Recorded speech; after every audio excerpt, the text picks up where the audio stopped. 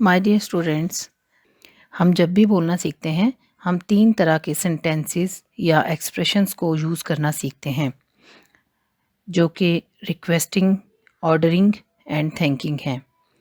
These help us communicate our needs, give instructions and show politeness.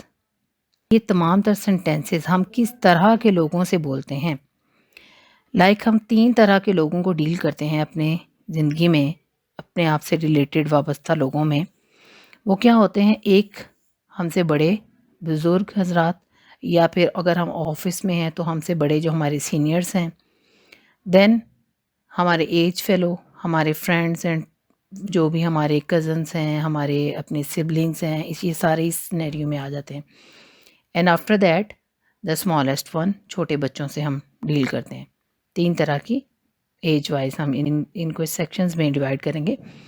तो अभी हम start करते हैं अपने क्वेश्चंस को।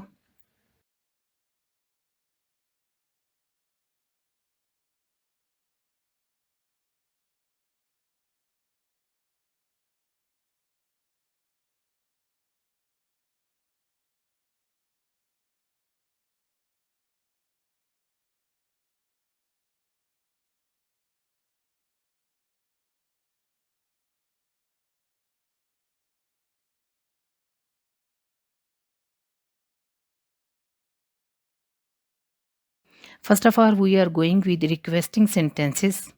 Okay. रिक्वेस्टिंग आ जूनियर, एक जूनियर से जब हमने किसी चीज़ की डिमांड करनी है, किसी से मांगना है, कुछ रिक्वेस्ट करना है, तो हमें पोलाइट होना पड़ेगा। It doesn't mean that we are requesting at all, लेकिन यह है कि हम अपने लहजे को, अपने अल्फाज को थोड़ा सा पोलाइटनेस में यूज़ करेंगे। The first one is please bring this file here. Okay, then we can say can you help me for a minute. अब हम मतलब बच्चों से भी अगर हमने बात करनी है तो हम हर वक्त उनको ऑर्डरिंग फॉर्म में तो नहीं डील करेंगे ना। बाज़ औक़ात हम उनसे पोलाइटनेस में बात करते हैं, और वैसे भी बीइंग अ मुस्लिम तो हमें बच्चों से पोलाइटनेस से ही बात करनी चाहिए। The next one is can you write this on a board, please complete this work today, can you open the door please, please check this paper for me, can you come here for a moment, please speak slowly, can you help your classmate, please sit here and listen। आपने note करना है my dear students के इन तमाम तर sentences में जो हमने चीज़ देखी है वो है, हमने प्लीज़ का लफ्ज़ यूज़ करना है, या फिर अगर हम क्वेश्चनिंग कर रहे हैं छोटे बच्चे से हेल्पिंग के मोड में ही अगर आपने कोई बात करनी है तो हम ये भी उसको कह सकते हैं कि क्या आप ऐसा कर सकते हैं। अब ये एक क्वेश्चन भी बन जाता है और ये एक रिक्वेस्टिंग भी मोड बन जाता है, ठीक है। तो ये दोनों इस चीज़ में कवर हो रहे हैं।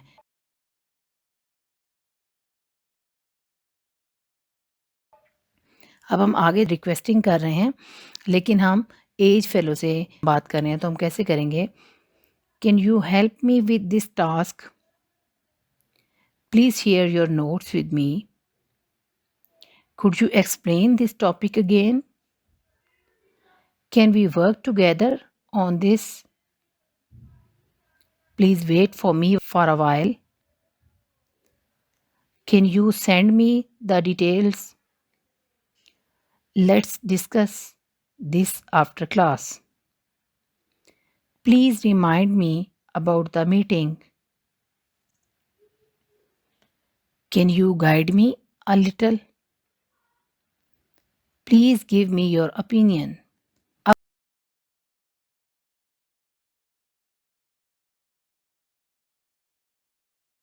अब हम अपने सीनियर से रिक्वेस्ट करेंगे तो हम किस तरह के वर्ड्स यूज़ करेंगे।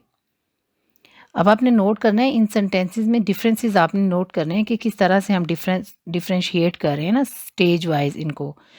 यहाँ पे हम कह रहे हैं कि may I ask you a question please. अब इसमें 2 चीज़ें आ गई हैं, एक एक प्लीज़ का भी हम इस्तेमाल कर रहे हैं और दूसरा मे का। May is a requesting mode to ask कि क्या प्लीज़ मैं आपसे बात कर सकता हूँ या क्या प्लीज़ मैं आपसे एक क्वेश्चन कर सकता हूँ। इसमें 2 रिक्वेस्ट के मोड यूज़ हो रहे हैं, एक मे यूज़ हो रहा है और एक मे हम इजाज़त तलब करने के लिए कर रहे हैं और प्लीज़ फिर हम रिक्वेस्टिंग के लिए यूज़ कर रहे हैं।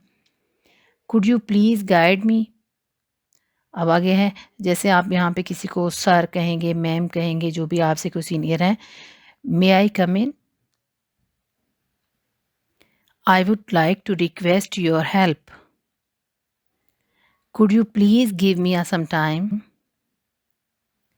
May I take your advice on this? Please allow me to explain.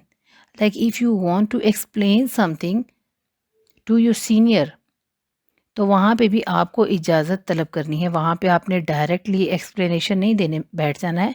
आप तलब करेंगे कि क्या आप मुझे एक्सप्लेनेशन देने का मौका देंगे? The next one is could you please check my work? I would be thankful for your support. May I speak to you for a minute?